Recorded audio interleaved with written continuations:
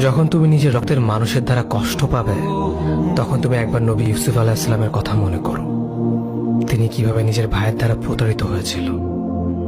যখন তোমার বাবা মা না বুঝে তোমার বিরুদ্ধাচরণ করে, তখন নবী ইব্রাহিম আলাইহিস সালামের কথা মনে করো। তার বাবা তাকে আগুনে নিক্ষেপ করায় ভূমিকা রেখেছিল।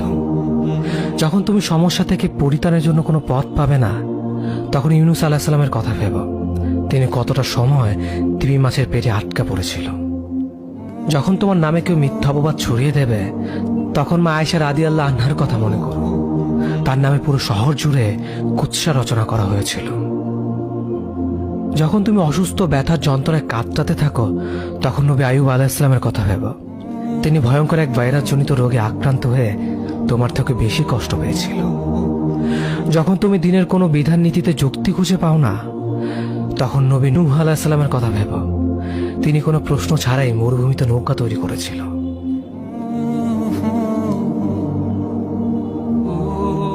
যখন তুমি আত্মীয়স্বজন, পরিবার, বন্ধু বান্ধবের কাছে হাসির পাত্রে পরিণত হও, তখন তুমি শেষ নবী হযরত মুহাম্মদ সাল্লাল্লাহু আলাইহি ওয়াসাল্লামের কথা ভেবো।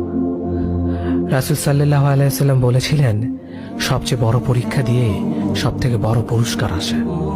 যখন আল্লাহ কাউকে ভালোবাসেন, তখন তাকে পরীক্ষা করেন, এবং যে এই পরীক্ষাগুলো মেনে নেয়, সে আল্লাহর সন্তুষ্টি অর্জন করে। আর যে অভিযোগ করে, সে তার ক্রোধের পাত্র হয়। হে আল্লাহ, তোমার কথা মনে করা, তোমার প্রতি কৃতজ্ঞ হওয়ার এবং তোমার ইবাদত করার তৌফিক আমাদের দান করো। আমিন। যেভাবে তুমি সন্তুষ্ট হও, সেভাবেই আমাদের পরিচালিত করো।